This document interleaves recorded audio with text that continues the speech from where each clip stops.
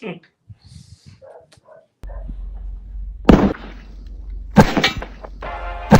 is the Black Powder Podcast, coming at you live and direct.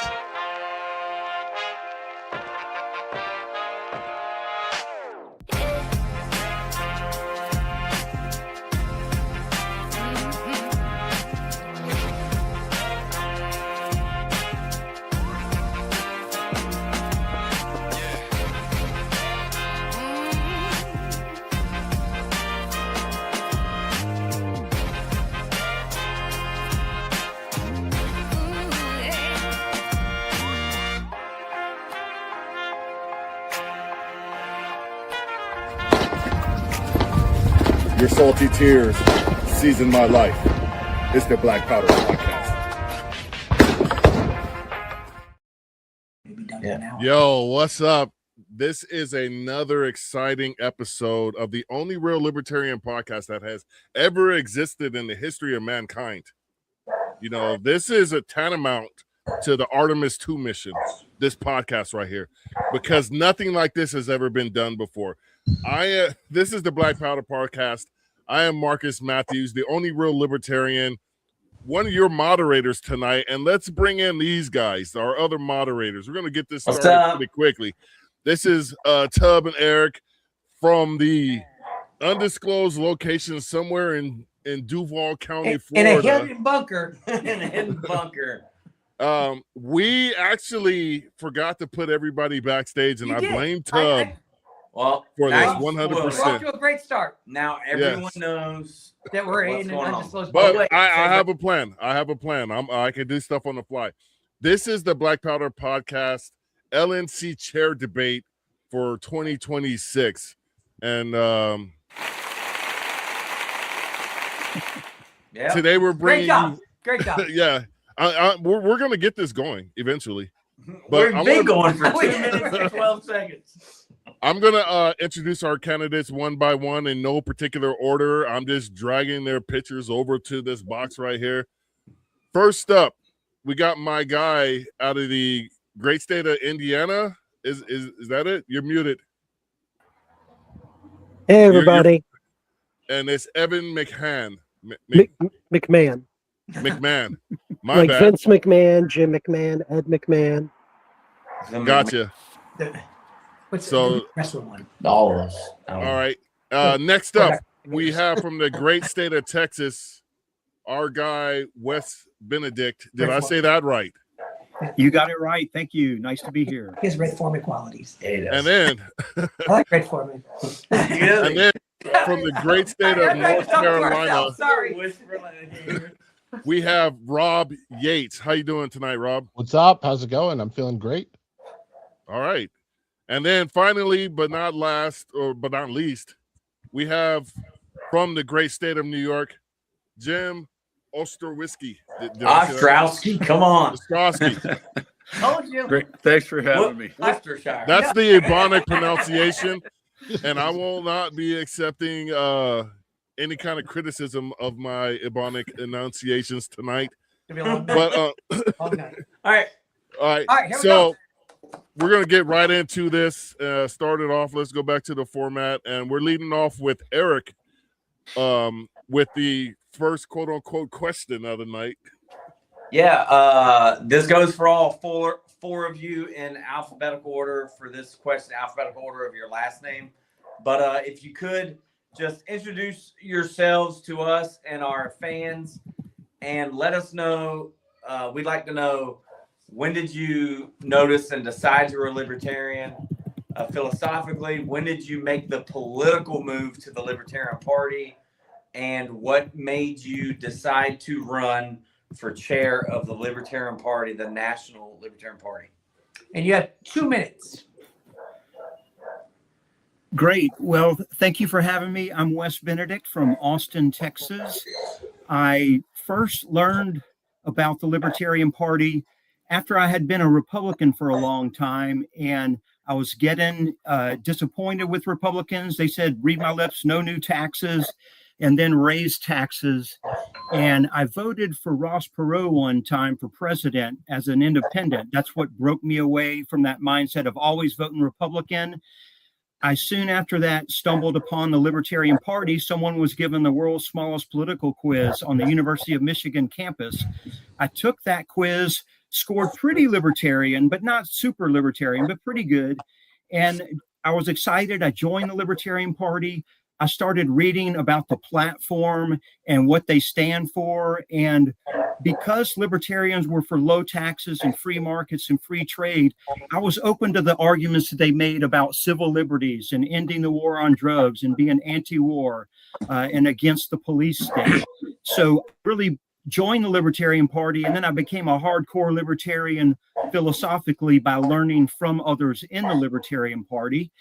I started volunteering, became a county chair in Georgia for a little while. I worked on a petition drive in Texas for several years, and then became executive director of the Libertarian Party of Texas. And my focus has always been on recruiting lots of candidates. And I think I've recruited more libertarian candidates in the history of the Libertarian Party than anyone else, although lots of other people helped me do that and have recruited a lot themselves. So it's great to be here. The Libertarian Party is important. The Republicans and Democrats are really making this country worse and worse. They're making things bad for everybody every day. And that's why we need a strong, effective Libertarian Party. Thanks for being here tonight. Thank you. You're not going to introduce who's next? I can't see. It's too small on his iPad. It's Evan McMahon. All right, yeah. You can introduce him. You can read him better. But go ahead. All right, here we go. Let us know if we need to repeat the question. No, I got you. My name's Evan McMahon. I'm glad to be here tonight on the Black Powder podcast with my fellow competitors. It's great to see you guys all again. So I'm from Indiana, live here in Indianapolis. I grew up in politics, volunteered in my first campaign when I was 6 years old. It was a friend of the family running for office, and my aunt decided to take me to go volunteer, going door to door and standing outside places, passing out campaign lit. And we kept doing it. And over the years, I got more and more involved with campaigns, locally in my hometown and then on the legislative level. And I worked with mostly Republicans. I considered myself kind of like a Lincoln classical Republican. And really in 2010, after a few years of secretly voting for libertarians and, signing, helping get petitions circulated and doing things like that, Mark Rutherford, who's kind of like godfather of libertarian politics here in Indiana, finally convinced me that I should stop getting paid to work for Republicans and instead volunteer untold hours working for libertarians, and that would maybe get me back into heaven or something.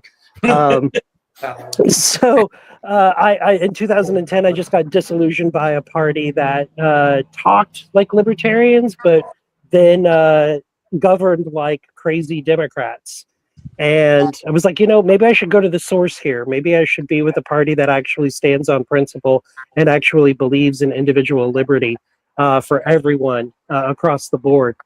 I got involved in the party, immediately started working on campaigns, ran one of our most successful gubernatorial campaigns at the time.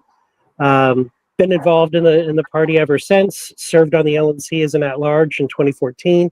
Was executive director of the Libertarian National Campaign Committee for a couple of years. That's your time there, Evan. Oh, okay. But if you have any time left over on any of your other questions, you want to come, you can jump back into it again. Bring this back up later. Gotcha. So next up we have Jim. Thanks a lot. Thanks for inviting me. And excellent question. I actually heard about the libertarians in 1974. I was a sort of a George McGovern, Ramsey Clark Democrat. So I come from the left, but there was an article in the old Courier Express about the libertarians. I don't remember a lot of it, but it said they were against the drug war, which I was even back then. So in 1976, while still a Democrat, I actually voted for Roger McBride. So I have voted for the Libertarians even before I was sort of jumped into the party, which I did in 1979. I was an elector for Ed Clark. I represented Ron Paul in election cases. I was a friend of Harry Brown and supporter and did a fundraiser for him. So I've been in the movement a long time, and that kind of leads into the other part of the question, which is why I'm running. When I got in 1980, Libertarians were flying high. We had David Koch on the ticket. There was money. There was momentum. There was a lot of young people. There was a lot of energy. But here we are, almost 50 years later, and we actually got fewer votes for president last time than Ed Clark did in 1980. So I think it's time for a new strategy. I have that strategy. It's called direct citizen action. We can get into it more tonight. I have a memo on Facebook and X if you're a real policy wonk and you want to dig into the details. But our strategy is not working. We need a new strategy. We can still run candidates and do politics, but we have to add some new tactics and strategies. And those are the ideas that I'm bringing to the table, and that's why I'm running. Awesome. Nice. Save yourself 15 seconds. Well done, Jim. All right. Last but not least, we have Rob Yates coming up. What's up, everyone? Rob Yates, currently the LP North Carolina Communications Director. So I came up in sort of a traditional Republican household. I like the ideals. I like the small government, diminishingly small, personal accountability, responsibility for your actions. And I got to high school and really started paying attention to politics. And I don't claim to be like a gay rights activist or a marijuana rights activist per se, but the hypocrisy around gay marriage and marijuana legalization, I just couldn't rectify, but I didn't know where to put my beliefs. I was politically homeless for a little while, as they say. And then in 98, I heard this guy named Dr. Ron Paul speaking on the Senate floor about blowback from foreign intervention. And it was like the light shined through from the clouds, and I had found a home. I went to college. I was in college during 9/11, the Patriot Act. I got really radicalized protesting against the war in Iraq. The first and last uniparty candidate that I voted for at a federal level was W. I certainly have cut part of my finger off for that as restitution. So, went through the nonsense that was our government for 20 years. And as much as I hated it, it was sort of like one side, the other side, they kind of hold each other in check. And then COVID happened and everything changed. And I got real active. I got 2 kids. I felt like I was irresponsible as a father if I didn't start trying to do something. And I'm running for chair. Just everywhere I've gone, I've been really good at getting people to work together and bringing success to the organization, starting with battle of the books in 4th grade, successful careers, coaching kids sports, youth sports. Everywhere I've gone and work, I've managed massive risk departments at big banks. And I just want to take that and drive this party to winning. Awesome. Thank you. Now, we're not judging rounds, but Jim did say 15 seconds. All right, so all I'm saying. All right. Now it's Tubbs coming up with his question, and the first candidate will be Evan replying to this one. All right, hang on. I'm going to pull it up because I remember I set my questions in as I was supposed to. Yeah. All right, so Eric. with little introduction, what is the National Party's role in supporting candidates at the POTUS and vice presidential level? And do they have anything involvement in local races? Okay, so the whole point of a national party is to run a presidential and vice presidential candidate. It's one of the points FEC considers for a political party. We need to full-throated support our candidate as chosen by our delegates at our convention. Get out of their way, let them run, be the support that they need, help cheerlead, help organize resources. On the local level, it's up to the state. As a state chair here in Indiana, I don't necessarily always want national coming in and messing with our local candidates. But if there's a symbiotic relationship, if there's a give and take, if there's a communication, then we can work together and try to help our candidates that way. I think that one of the ways that national can support candidates and officers up and down on the state and county level is to provide training on how to best use the resources that they have available.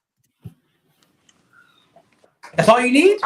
Yeah, I'm good. Listen, you beat Jim's 15 seconds by a mile. Well done. All right. And speaking of Jim, he's next up. Yeah, I think that the national party, which has a staff and has a large committee, I think that they have to set the tone for the party in terms of strategy and marketing. Those are the two things that are dragging us down. We have the great policy idea called liberty. It's really, in my view, the only real successful policy in politics in the last 300 years. But our strategy is lacking and our marketing is lacking. And I don't know if the state and local parties have time to dig into those issues, but certainly the national party has to set that tone. So what I'm proposing is a new strategy of direct citizen action. And I know that takes a bit of time to explain, but politics is indirect action. Direct action is the individual doing certain things, such as voting with your feet, pulling your kids out of government school, where you immediately, by your own choice, increase liberty. And we can combine direct action with the old strategy of political action. We don't have to abandon that strategy, but the new strategy of direct action will supplement it and make it more successful. We also need new marketing. We need a new logo. We need new messaging. I like the idea of a Libertarian Hall of Fame to introduce the American public to the glorious history of the liberty movement. I think it's a good idea to do that. So I think the National Party can supply those sort of infrastructure things that local and state parties don't have time for. All righty. Thank you very much. Next up, we have Rob. Yeah, so I think that the party at the top, the Libertarian National Committee, has to understand the symbiotic relationship of all the things that we're doing. So it's never just one thing. It's fundraising, it's candidate support, it's affiliate support. I call it parallel systems. Jim calls it direct action. I really like that idea. I very much hope we put more resources into it. I don't think that a pure focus on that is the right way forward. Although if Jim wins, Jim, you will have my full support on that approach. And we have to take advantage of wins in each of those areas to boost other areas. So we get local candidates elected and we develop parallel systems and then show other places how to do it. In particular, in terms of candidate support, we have a lot of candidates around the country in a lot of places doing very good things, getting elected, staying elected, teaching other people how to get elected. But we're not sharing the knowledge. We're not sharing the resources. People can't get in touch with campaign managers who are successful in other places, candidates who are successful in other places. And one of the big things I want to do is create this sort of central repository and communication channel and get everyone involved who's doing well or who is not doing well, so we can help, we can support each other. We can build on our successes. Thank you very much. And finally, we have Wes. Yeah, so the question is, what is the national party's role in supporting candidates from president on down to local elections? And obviously, when our party has a nominating convention and selects a candidate for president, and that candidate for president, even though some of us know, probably not going to win, they are the best marketing tool for the party every 4 years. A lot of people aren't that interested in politics, but they pay attention to the presidential race once every 4 years. And so it's always important to have a good communicator that can explain libertarian policies to the public and that sticks to libertarian principles so they don't confuse the public about what it means to be a libertarian. Below president, it's really the states and counties organizations and local organizations that recruit candidates. the national party usually doesn't directly have a role in recruiting them, but the national party can help to report about all the candidates running and inspire people to run. We do that by listing all the candidates on the website, listing them in our newspapers and newsletters and on Facebook, and publicizing people when they decide to run, and publicizing their results. I have a website, libertarianboosterpack.org, that has more Libertarian Party election results than any other website, more than the National Party website, because the National Party has been kind of struggling to do some of those basics, like make lists of candidates and report who's running. We have, in addition to recruiting candidates and inspiring them to run, you don't have to wait on the county or the state or the national party to give you permission or to encourage you to run. I've recruited candidates, even though I live in Texas, I've inspired them and helped recruit them throughout the country, in lots of different states. So running for office is great. Wes, thank you. Good job. All right, thank you very much, Wes. Oh wow, I was shocked by the beauty of the. I didn't Right think here. something that beautiful Yeah, could just come on the All screen. right, look at all this right here. What? In the same room. You're welcome. All right. My question is very simple, and we're gonna start off with. Of course it's simple. Oh, Look at it. here we go. We were playing all night until he got up there. Why are you the All best right, I need a fit? beer. Why are you the best fit to be the LNC chair? I just want to know. Sell me on you, Jim. Well, I'm only 68, but I got 56 years in politics, believe it or not. And the reason for that, Burke, is that my father was a judge, and up in New York, judges run for office. So from like 1970 on, I've been involved in campaigns. And then I ran for office as a Democrat. I was elected to a Democratic Party position in an assembly district. I've gone up against the machine here. Later on, I ran for governor in 1994. Didn't get the nomination, but it was a very interesting experience against Howard Stern. I'm an election lawyer. I'm a political consultant. I've represented libertarians in court, gotten libertarians on the ballot. I'm a two-way lawyer, a two-way author. I think that it's really nice to have, be nice to have a chairman who could reach out to the gun groups, because the right to bear arms, in my view, is the most important political issue. I've also been involved in drug policy reform. I wrote Cato's report on that. I'm an author. I'm a trial lawyer. I'm an appellate lawyer. I'm not going to lose too many debates against the mainstream media. And so basically I have the experience. I have the strategic ideas. I put forth like 27 new ideas in my memo. And I'm ready to go and ready to devote as much time as it takes to make the Libertarian Party a player in American life. Thank you very much. Next up, we have Rob.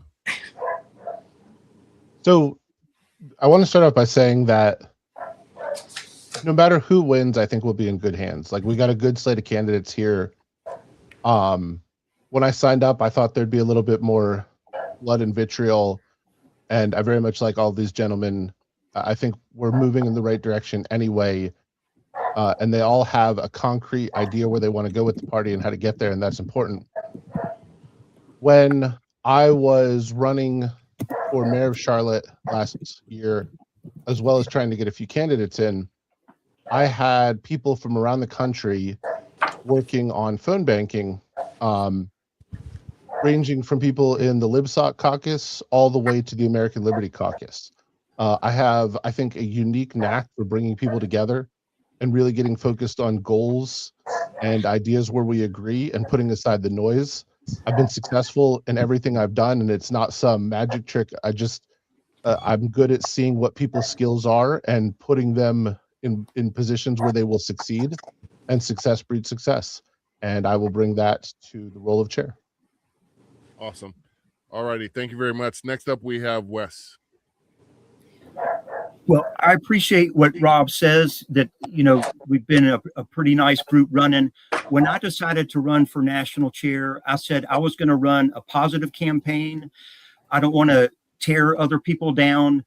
The party's done too much infighting. And if I were to attack folks and recruit delegates to show up and win by pushing others down, it might make the party smaller and there'd be a lot of resentful people after this. So I didn't want to run that kind of campaign, and I'm going to be happy, and I'm going to be a libertarian, and I'm going to keep supporting whoever wins as well. I do think I have the most experience that's needed for this particular role. I served as the national executive director, working in the headquarters full time for over 8 years. That's longer than anyone else has worked for the National Libertarian Party as the national executive director. I worked for 4 different chairmen. I worked for Bill Redpath, for Mark Hinkle, for Jeff Neal, and Nick Sarwart. And I know what the job of the chair is. And one of the primary jobs of the chair is to hire a good executive director and staff and oversee the national operations. And national operations has been pretty weak lately. When I was executive director, we had 14 people on staff, published newsletters, raised money, had big conventions. The website worked. I wasn't perfect. I know that. And our staff wasn't perfect. But people knew that we were at least going to do a pretty good job and we're a respectable organization to be a part of. In my other work experience, I have an MBA, a master's in engineering. I was an engineer for a while. Right now, I'm a lobbyist at the Texas Capitol, working to pass bills that help with housing and electrical grid supply. All right. Thank you, Wes. Finally, we have Evan.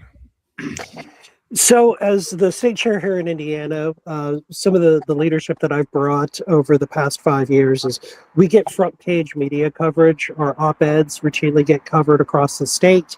We do TV and radio interviews regularly. We've provided our candidates the resources and support they need. We grew our party from a $35,000 a year party to a $100,000 a year party. We maintained membership when everybody else was shrinking. We maintained or grew. The type of chair that I am, Rob Yates can tell you that on election day, even though he's not in my state, I sent him a text message thanking him for being a candidate on the local ballot and giving voters an option. Every election cycle, I sit down for the candidates here in my state and I handwrite a note card to them and mail it to them, thanking them for being on the ballot, thanking them for being a beacon for liberty. I want to be a beacon of liberty for the membership, going around the country, being unapologetically libertarian, bold and radical. I want to make sure that we have the resources, the support, and I want us to grow our membership so that the numbers that we should be breaking records for membership, fundraising, candidates on the ballot across the board. Now is the time. We're up against a hardcore fascist state. We should be growing our membership every single day. Thank you very much, Evan. All right, so we are back to Eric. It's Eric's question now. We get to ask Eric a question now? All right, I'm ready. Yeah. I'm just kidding. So yeah, my question for everyone, and going in the next order that I'll let Marcus pick who goes next, but continuing in the alphabetical rotating order. What are your thoughts on the current project called the Parity Project? Do you agree with it? Do you think it's a good strategy? And if you are elected as chair, will you continue the Parity Project? I'm sorry. Are we with Rob? I think it's Rob's turn. I'm not sure. It'll be the fourth. Marcus, you got one job. The fourth person alphabetically, Marcus. All right, here we go. Rob, to you. So I think the Parity Project is a really good step in the right direction. I like that there's clear messaging, that there are clear objectives and ways to get there. I think that we could probably sharpen the definition of it. Some of it's a little nebulous and the timeline is a little further out. But I would definitely want to keep it going. I think fundraising is probably the key to everything. I mean, you can't do a lot of stuff without money. I would like to see it expanded. with multiple similar projects. I would like to see us hold events around the country. I would like us to take advantage of high-profile libertarians, and I would not just, you know, the podcasting crew, but famous people who are out there as libertarians that we have not connected with and used their platform to expand. You know, I love Lars' idea. Get every single person in America to Google what is a libertarian. I don't think that is an impossible goal by any stretch. So yes, the Parody Project is a good idea. Yes, it's going well. I just think it needs to be part of a broader strategy. Thank you very much, Rob. Next Hey, up, real quick, Marcus, Okay. if you're typing right now, can you mute your mic? I think we can hear some typing going on. Until it's your time to answer the question. Hey, No, Rob, it's not me. Rob, I have a follow-up question for you real quick. So you mentioned about how you like to see more funds coming in. What do you think is the number needed to effectively run the party? Give a dollar amount that should be getting raised to run effectively. So that is a very difficult question because it plays off each other. The more we raise, the more we can do. I would like to see us bringing in over 100,000 a month by the end of this year, like consistently recurring donors, and then grow from there. Okay. All right. Next up, we have Wes. Thank you, Rob. Thank you. Yeah, the Parody Project is a project, and this is just what I'm telling you based on reading the emails and newsletters that I've gotten about it. It's a project or plan to get the Libertarian Party to be as big as the Republicans or Democrats. So basically on par with them or in parity with them. Of course, I'd like to see that. I'd like to see us be bigger than the Republicans or Democrats. A lot of the strategy is based on something that was done pretty successfully 25 years ago, which involved doing a lot of test mailings to lists that seemed like they would have people likely to join the Libertarian Party. So it might be like gun rights activist organizations or marijuana legalization organizations, you know, reaching out to them and trying to get them to join or donate to the Libertarian Party. I think that's certainly a good thing to do. Currently, there's a lot of fundamental problems with the National Party that need to be fixed, and it's their higher priority, like the phone number 202-333-0008. That was the phone number for over 30 years for the Libertarian Party, and the organization lost track of the phone number. It doesn't work anymore. There's a lot of fundamental stuff that needs to be fixed before you can just have this great vision of raising a ton of money. Now, look, when I was executive director, we raised a lot of money. We did very well. I did a lot of the fundraising myself. I wrote a lot of the fundraising letters, the fundraising emails, and I picked up the phone and grew the monthly pledges from under 20,000 to over 30,000. As executive director, I did all those fundraising methods as the Texas executive director, and we raised over $140,000 20 years ago. Hey, Okay. Thank you, Wes. Hang on, we got questions for him. go Mine is pretty quick. So you mentioned that the party lost that number. Now, Evan, I'm going to lean on you here for a second. I believe that's the number that we're currently using, isn't it, to contact things about the party overall? Evan, is that correct? I believe so, and I believe it's actually working again. That was what Hannah, our executive director, said. There was some sort of billing issue, was my understanding. But we ran out of money. Yeah, we were broke. Yeah, that's great. Hey, We were broke. We're a major political party that can't afford the phone bill. well, it was actually the issue was Hannah was pregnant and she went on maternity leave when she gave birth, and apparently those bills just got missed. All right, I so just- that number is that- back to working correct. With that being said, I don't understand why we don't have more black libertarians, but we got to move on to the next candidate. So this goes to Evan next, to you with your answer. The Parody Project is fundamental. If you don't grow your membership membership leads to more candidates, leads to volunteers, leads to donors. Membership is critical to our organization. It's something fundamental that we all need to be focusing on, top to bottom. I want us to break records. I want us to have the largest membership we've ever had on the national level, on the state level. That all leads to more fundraising, more candidates getting elected, more bad policies being overturned. It all stems from membership. And what Wes was talking about was Project Archimedes. And there is currently a Project Archimedes 2.0 going on right now, which is using digital means to target people based off of being Nolanized, like where you fall on the Nolan chart, the world's smallest political quiz. I also want to see that expanded. To answer one of the other questions, I believe that it is very feasible for us to hit $3 million a year by the end of this first term, going into the presidential cycle, and to grow from there. But it all stems from membership. Without the members, we're not going to be able to do anything. We'll just be standing there screaming in the rain. Right now, there's close to 200,000 registered libertarian voters across the country. Those all should be members of the party. We just need to talk to them. Thank you very much, Evan. Oh, you got a follow-up? Yeah, I got a follow-up, and I wanted to ask this to Wes and kind of forgot, but I'll let Evan answer first since I'm using his time. Do you think that there's a problem with brain drain with each new chair in the party and like these projects that seem to work, like Project Archimedes, and then we want to change the name to essentially the Parity Project or Project Archimedes 2, and we get a new chair and they wouldn't do the same thing, they just changed the name?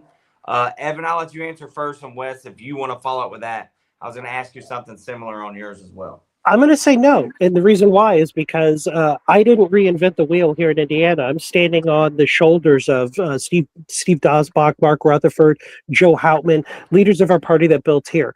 Likewise, we're able to reach back and talk to and find out what used to work. How can we improve those processes today, even on the national level? A lot of our national chairs are still alive and kicking and still active. What's important, though, is that we make sure we're passing that information along. I talk about something I learned from Wes. I used to give Wes crap all the time when we were on the LNC together about the fundraising letters that he sent out. I didn't like them. They were sky is falling, give money today, or we're going to have to fire Robert Krause.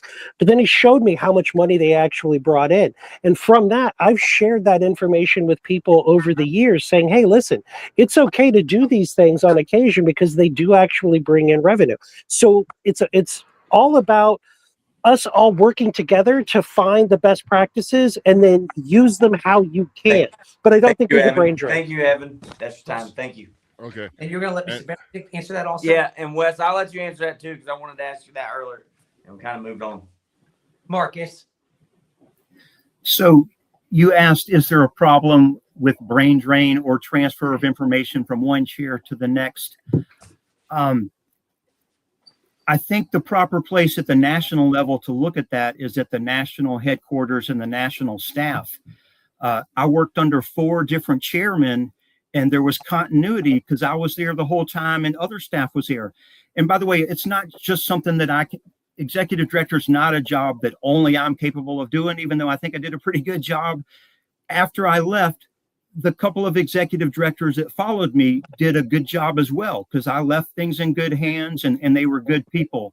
And the party continued to raise even more money and prosper. So the problem right now is especially bad at the national level, mostly, and it's not the staff's fault, it's just that the previous administrations, not the current chair, the current LNC is okay, but the previous LNC lost or got rid of pretty much all of the existing staff, and a lot of the information and knowledge went away, and they decided rather than recruiting libertarian candidates, they wanted to focus on who for president, who's not a libertarian. Thank you, Wes. Thank you. So thank you, Wes. Jim's up next. We're going to give Jim 3 minutes, and then we're going to go back to Rob and give him another minute as well, just to keep this parody. Hold on. Ours were follow-up questions based on what they said. Yeah, but there's no reason for extra time. Well, Rob, do you have a follow-up to any of that?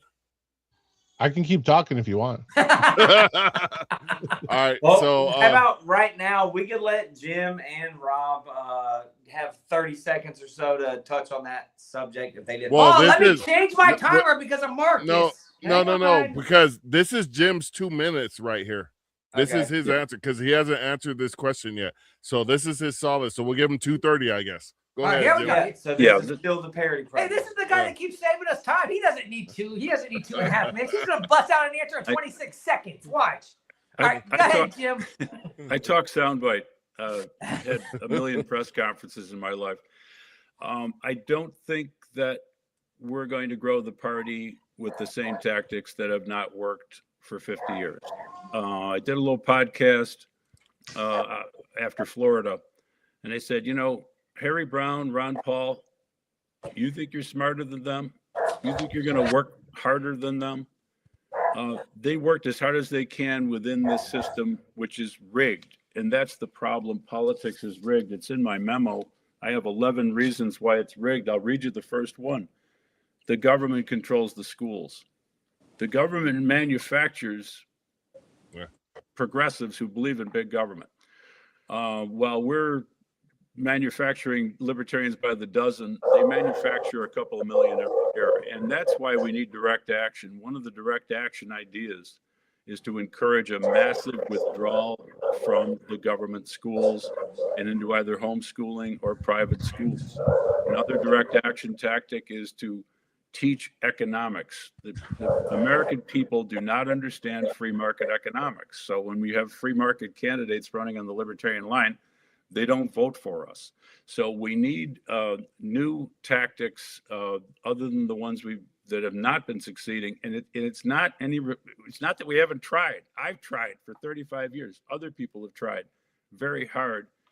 You could try as hard as you want. Unless we have new tactics that are designed to get around the fact that politics is rigged, we will not succeed. And direct action gets around that structural obstacle because direct action works. If you move from California to New Hampshire, you have increased your liberty and you have starved the beast of California. You maybe even increased a little bit of liberty in California. Direct action works. Politics does not. Politics is rigged. And that's why we need to supplement it with a new strategy of direct action. I have 5 separate ideas that I've talked about in various debates. I can talk about them later tonight. Thank you. All right. So thank you, Jim. Now we're going to go to Rob, and I'm coming from the 4th largest economy in the world, California. Too bad your dad doesn't have a role in the church. Rob, this is you. Did you have a follow-up on that question? 30 seconds. I don't even remember the original question. The original question, which you did answer, was about the parody project. Yeah. That follow-up question I asked of them that he's giving you extra time for was like, do you think there's a certain level of brain drain because the parody project and Archimedes 2 and Archimedes 1 and all these other projects that are really just recycled ideas from before that sometimes work, sometimes do you think there's a problem with brain drain from chair to chair? So certainly, and it's not just from chair to chair, it's factions coming and going, and infighting drives a lot of the brain drain. The focus needs to be on what works and what doesn't, not on who did well or who didn't. We love pointing fingers, and we're not as good at rectifying mistakes. Awesome. Thank you. All right. So this is to Tub now? It is to Tub. It is to Tub. All right. So here's the thing: there's been a lot of mention of it, and we wear the badge of the 3rd largest political party, which doesn't always seem that way. So what would we want to do? Because we're all saying, I think everybody's agreed that we're trying to grow the party.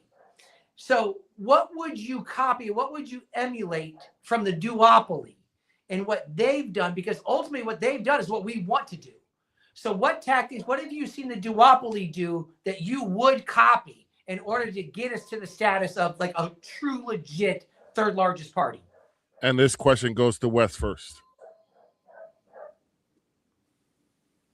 Wes, you're muted. Hi, I'm back. There you go. What would I emulate from the Republicans and Democrats? Boy, that certainly not their policies, because They just grow government and make our lives harder. They raise our taxes. I live in a Republican county, in a Republican state, in a Republican nation, and spending's going up in all three locations. And President Trump just started bombing Iran and getting us into wars.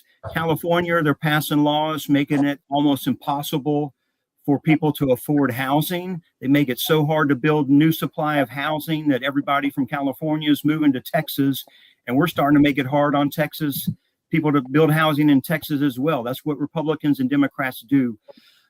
So I don't like their policies. I don't like what they've implemented. What they do is recruit candidates and run them up and down the ballot for every office out there. And even in Texas here, where it's a strongly Republican state, the message from Democrats is we need someone to run for every state representative office in Texas. We need to challenge all the statewide offices. And Democrats are doing that. They want to grow, and they know the best way to grow and to get your policies out there is to have candidates working up and down the ballot. It's like having a whole bunch of small organizations or grassroots organizations working to build your brand and to organize people and to recruit folks and to put pressure on the other parties and to help get lots of publicity. So my number one thing is libertarians. If you want to make the equivalent of a $10,000 donation to the Libertarian Party, instead just run for office. Thank you, Wes. Californians to Texans also is bringing in and out there. We're going to go to Evan next. Evan, to you. So the thing that I would emulate actually comes from Democrats, and it's empathy. We're really good at the logic, at the reasoning, at the fiscal. We understand the mathematics of the situation, but what we don't understand is the empathy. We don't have the emotional context of the person that we're talking to.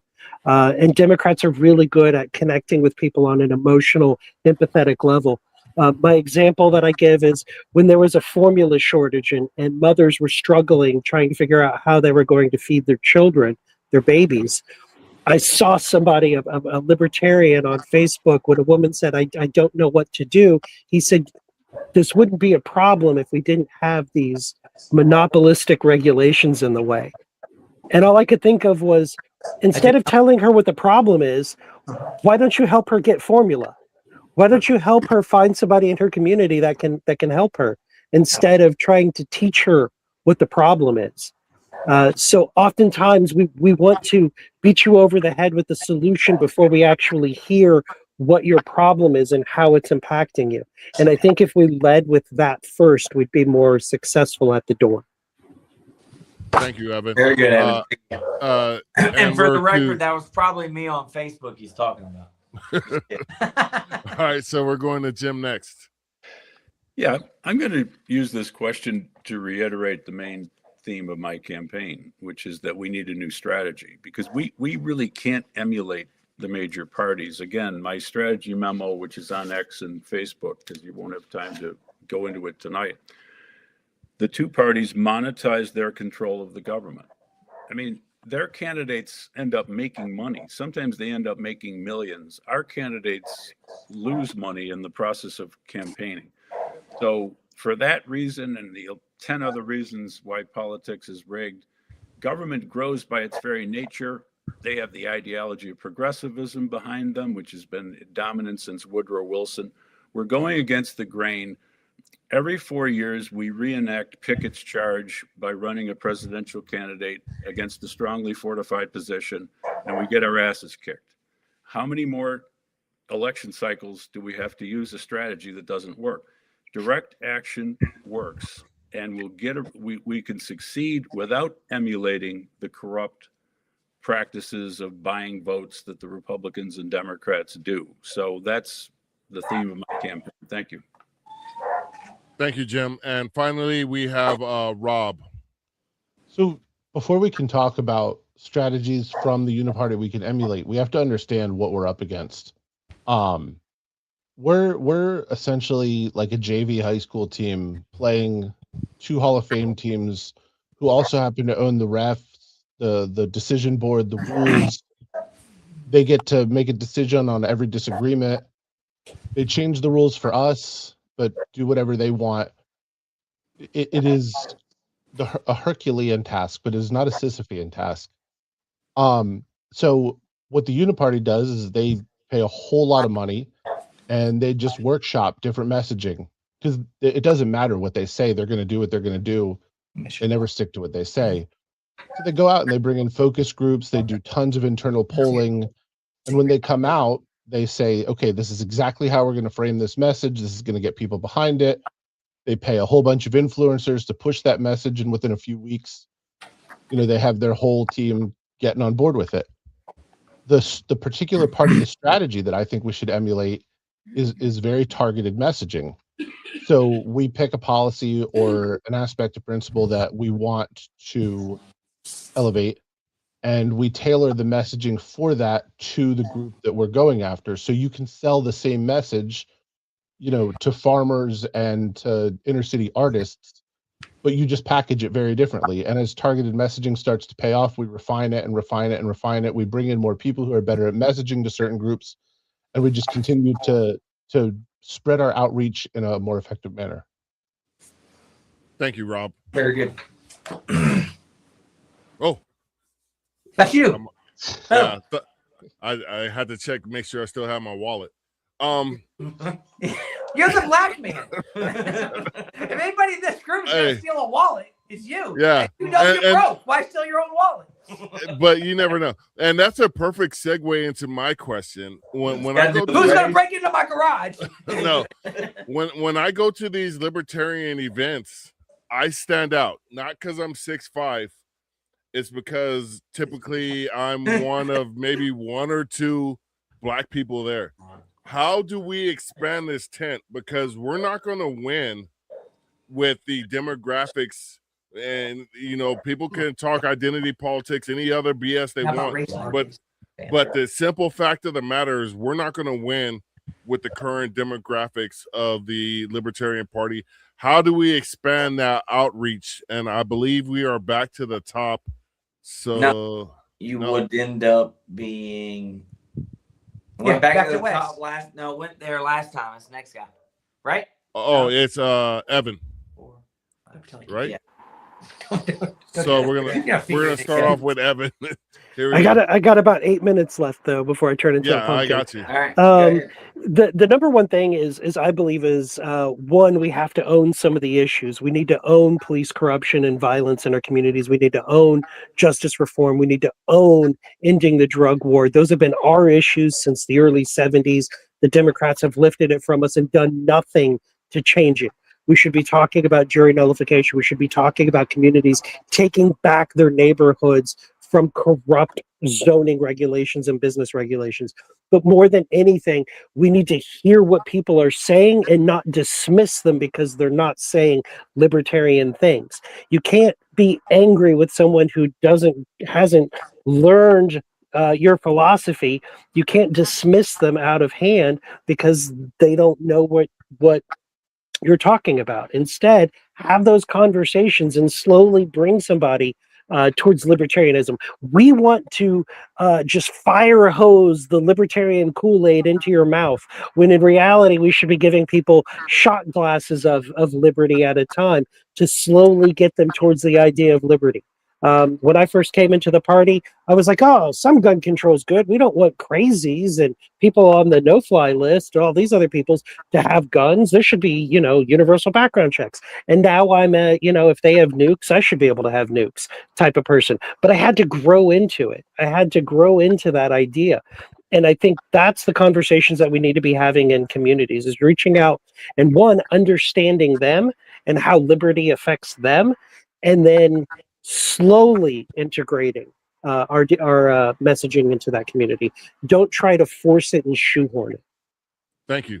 To Jim, I thought I went to Jim. Here we go. Yeah, here we go. Yeah, good question. There's no easy answer, but I think it would help if we had a chair who wrote a book called Progressive Big Government's War on Black People, 1865 to 2024. I've also been a advocate for ending the war on drugs, and which particularly harms the Black community, not because Blacks use more drugs, but We don't. because Marcus they does. suffer the consequences of the crime and corruption disproportionate because of the way the war on drugs is structured. And I represent a lot of African Americans trying to get pistol permits, and so we can reach out to Black people on the Second Amendment. And believe it or not, in high crime neighborhoods, the law-abiding people actually have fewer guns. So there's a lot of misconceptions here, but these are issues I have studied. I've studied it historically. No group has suffered more than Black people and perhaps American Indians in the last 405 years under big government. And so, again, there's no easy answers, but I'm very familiar with these issues and ready to reach out to that constituency in very strong terms and urge them to join the Liberty Movement. Thank you, Jim. And to Rob. Hold on, if I could drag it. Here we go. Thank you, Rob. You're welcome. That it? No. All right, have a blessed day. There we go. Good job. I actually said this at our debate in North Carolina as well. The two groups that it's our biggest failure of not bringing every single individual into the party are Black people and Native Americans. Okay. No one has been just terrorized more by our government historically in the United States than those two groups. I think this comes back to the targeted messaging campaigns. And I also think that this is where Jim's direct action idea, I call it parallel systems, really has potential to take some legs. I think if we go out, you look at what Maj is doing with Black Guns Matter, and we actually provide training and show people alternatives and use that as a gateway into spreading messaging. You provide the proof along with the idea, and that gets people on board. Thank you. And finally to Wes. Yeah, what do we do to get more African Americans and or other minorities involved in the Libertarian Party? We've had some very high-profile candidates like Ricky Dale Harrington Jr. He ran for U.S. Senate in Arkansas, and he got one of the highest percentage votes of any Libertarian for U.S. Senate in the history of the Libertarian Party. It worked very well.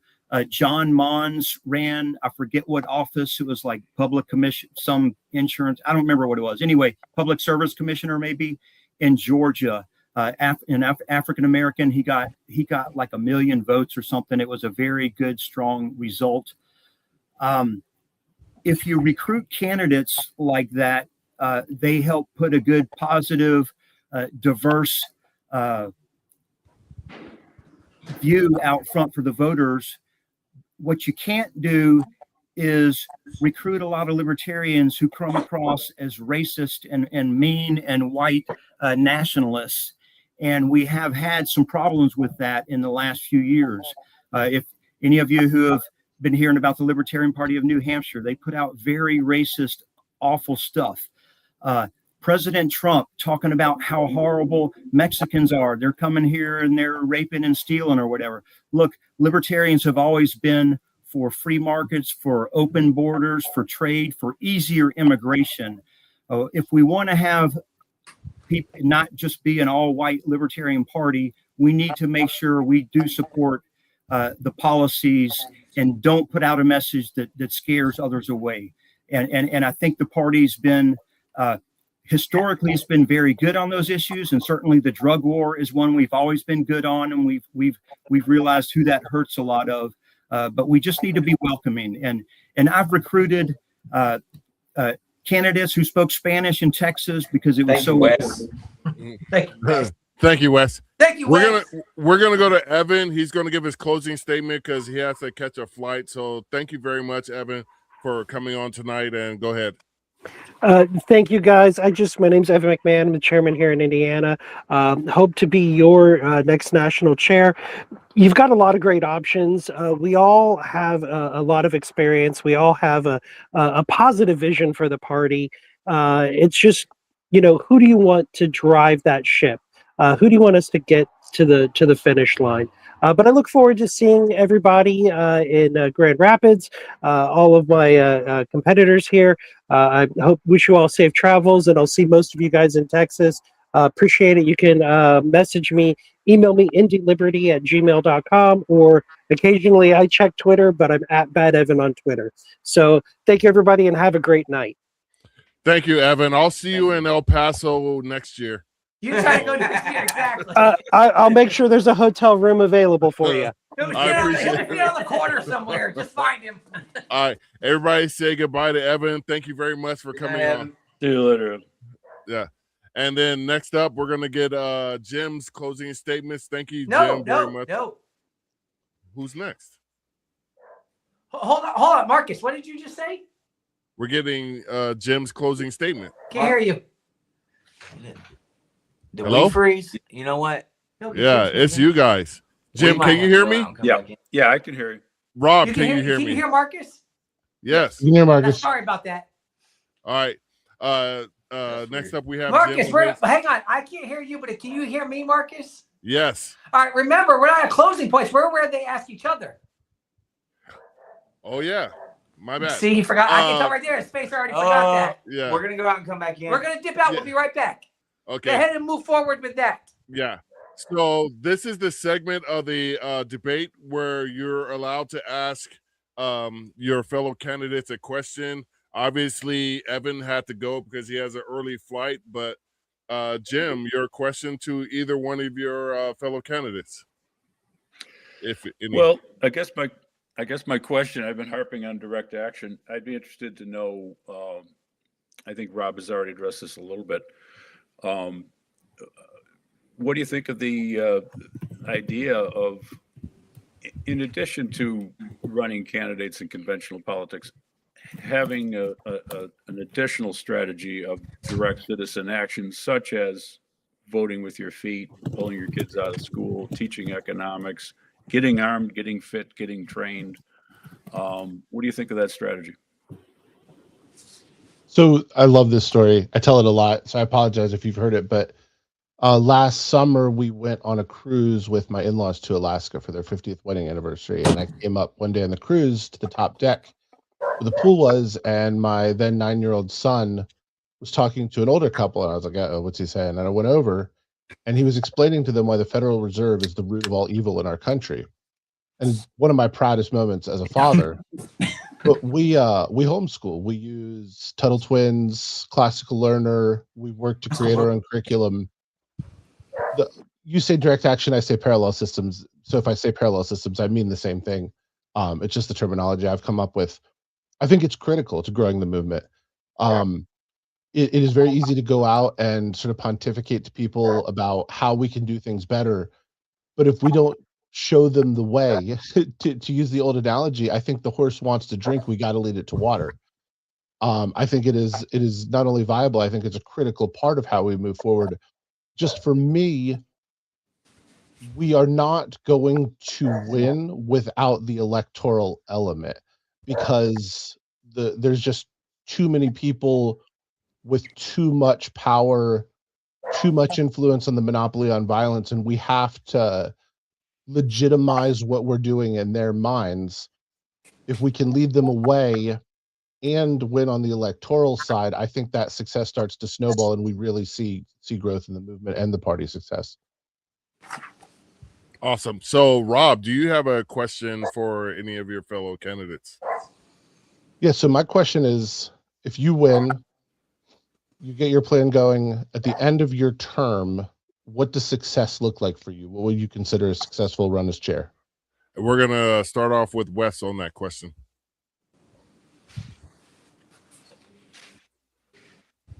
Muted. Thank you. Well, what does success look like if I run? I get 2 minutes on this? Yes, sir. 1 minute? Okay. So, well, I'll tell you what. I just called 202-333-0008, and I called 1-800-ELECT-US. They were our phone numbers for like 30 or 40 years. They still don't work.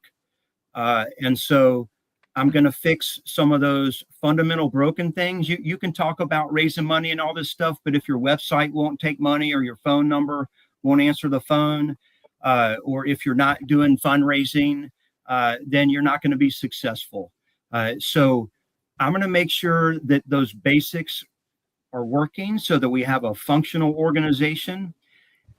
I will be pleased if we get well over $1 million per year. It was always that high 10 or 15 years ago when I was executive director. It should be easy to get it back up to that, and we should be getting it up to 2 million a year in just a couple of years.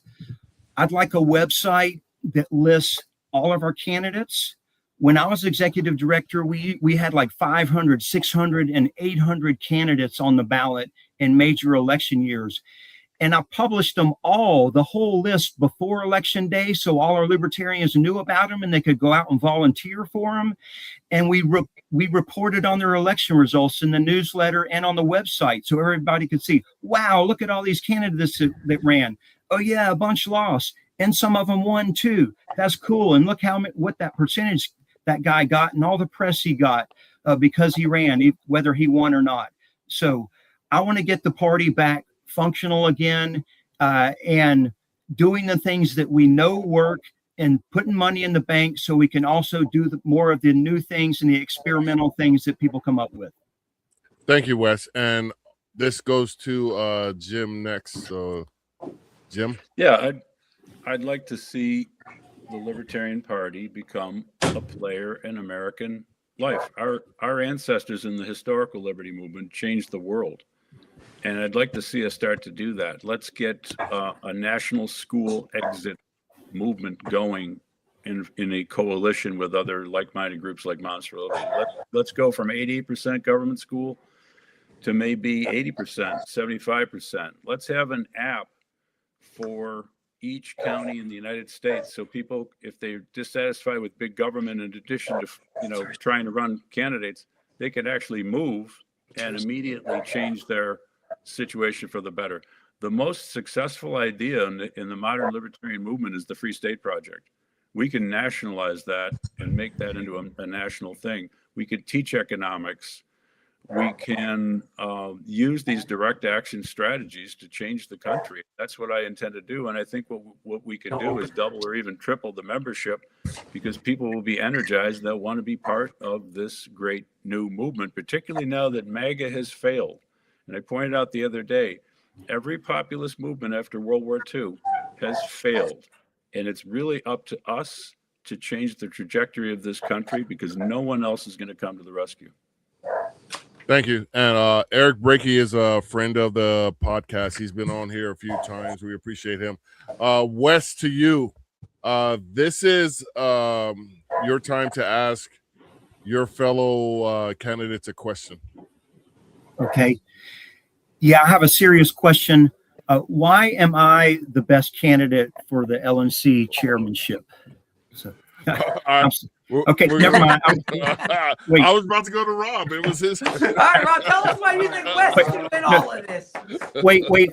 I'm sorry. I want to ask a different one, a different question. For real, the national headquarters staff does have a major impact on the party operations and the messaging that gets out there. Have you thought about what you might do to help the Libertarian Party national staff be more effective? And that's to you, Rob. Yeah, I mean, we got to get real paid staff in. Some of the roles that we have people doing volunteer stuff, and I love our volunteers. I appreciate every one of them. But people are coming in and learning things on the job, and by the time they learn them, it's years later. I think we need to hire a professional fundraiser. I think we need to bring in some real focus groups and some real internal polling. We got to spend some money and get staff on there that is committed for the long term. We talked about brain drain earlier. If you have paid staff sticking around in between administrations, I don't know if it's chair administration, I don't know what we call it. We probably need our own word for it, but you don't lose some of the knowledge and the experience that's gained. You don't have to break every single time there's new staff coming in, new elected staff coming in. We just need to hire people. And to Jim, same question. Yeah, I'm going to reiterate the same theme. We had the two best people we've ever had run for president are Ron Paul and Harry Brown. If those magnificent people couldn't make this strategy work, I don't think anybody can. And again, it doesn't matter how good the staff are. I assume they're all superb. The first thing I would do is get them working on new strategies, and they'd be energized. And knowing that these strategies, if put into effect, will actually succeed. And so the same staff that might not have been successful with a failed strategy can achieve a phenomenal success with a brand new strategy of direct citizen action. Sweet. And so at this point, thank you, Jim. Is this the point where we get to the closing statements? Yes, now you got it, Marcus. Wait, you're crushing it. I'm following along with the I'm about to class. crush it. All right. And so who did we start with? Let's go with Jim. Jim is Jim. And these are 1 minute. 1 minute. 1 minute close. That's Wes. That is Wes. Yeah, I just want to say, look, I'm a bit of an outsider. I'm the one proposing a drastic change in strategy. So I love the debate format, but to really understand what I'm trying to do, check out my memo. It's on X and Facebook. All the details are there. I bring a tremendous amount of experience in conventional politics. We're going to keep running candidates and doing elections, but we're going to add a new strategy that will synergistically make the conventional strategy work better. For example, the fewer people we have coming out of government schools, the more voters we'll have. The more people understand economics, the more voters we'll have. So we'll have a brand new strategy. I want to do a Libertarian Hall of Fame to teach the American people about our glorious history that they do not learn in government school. I want to have an international strategy conference. I don't think we've ever had one before. We need a new logo. We need new marketing. We need an entirely different approach to advance the greatest political idea in human history, which is liberty. Thank you very much, Jim. And that leads us to Mr. Yates here. Your closing statement and where they can find you. So, Rob Yates, LPNC, thank you all for your time. Thank you for having us. Thank you to everyone for listening. Here's my closing statement. Stop putting so much faith and hope in the LNC and the chair. If I win, I will do everything I can. I don't sleep. I don't stop. I don't give up. I promise you that. I will do everything possible to give you the power and the means to advance liberty. But if we really want to win, if we really want to succeed, it requires everyone listening, everyone watching to go out and live in a way that helps grow this movement on your own. Don't wait for someone else to get elected. Don't wait for the next chair, the chair after that. Don't wait for the next candidate. Start a movement at home. Do something for yourself and for your community. Be a positive messenger, be a beacon of liberty where you live, and good things will come from that. And I'm Prosper Charlotte 2023, PROSPERCLT 2023 on Twitter. Thank you very much, Rob. And finally, to you, Wes, your closing statement on where people can find you. Yeah, thank you for having me here tonight. My name is Wes Benedict.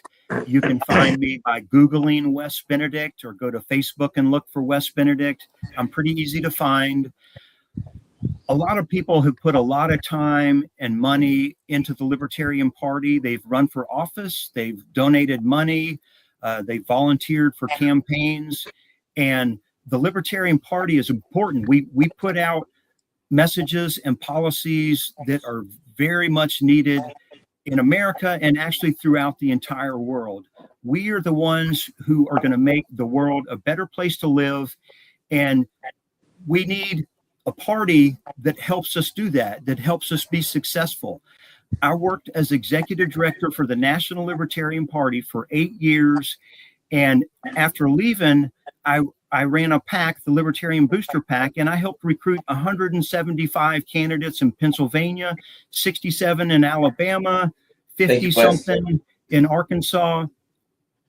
And Thanks, Wes. thank you. I didn't see your little sign. Oh, yeah. Thank you. So you said I failed my one job. Got it. Yeah. As usual. Up there under. Yeah. So usually. Okay. All right. So, gentlemen, your closing statements. Oh, us. Oh, us. You said Yeah. gentlemen. Like, who's he talking to? They already gave their closing statements. We looked Let's around. go to Eric first. What? Are the gentlemen in the room with you right now? Anyway. Well, the other gentleman, the true gentleman. Hey, thank you all for coming on. I think it will be interesting, but I think as some of you stated, I think that we have a good group of possible leaders that to an extent we will benefit regardless of which one of you that it is. And so thank you for coming on, because I know you could have far better things to do than hanging out with Marcus, but we appreciate it anyway. Yeah, I also understand how difficult it is to be around Marcus for this long. I got to do it every week, and it hurts. So I'm sorry you had to experience this. But seriously, thank all of you guys, and Evan included, even though he had to dip out early. All of you, I've just followed y'all on X already right now. And I am only asking, and I don't need a response or whatever, is regardless if you win or not, offer your ideas and your help to the chair. Consider running for vice chair along with some of these guys if they're open to having you there. You know, like build those relationships, those bonds, keep working with one another, because that's the only way we're going to be able to grow this party, is if we don't lose the brain drain right after convention and 3 of the 4 take their ball and go home. So, but I appreciate all of y'all, and I think this is a huge, this is a good episode. I really enjoyed it.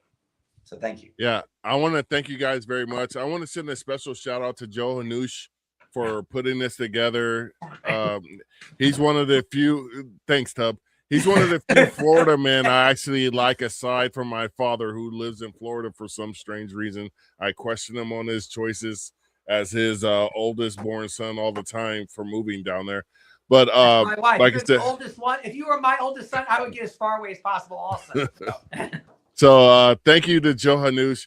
Thank you to everybody who watched and listened. I would ask everybody to share this so people can see who you are and listen to you all, because the problem with the duopoly, the third parties, is they try to define us.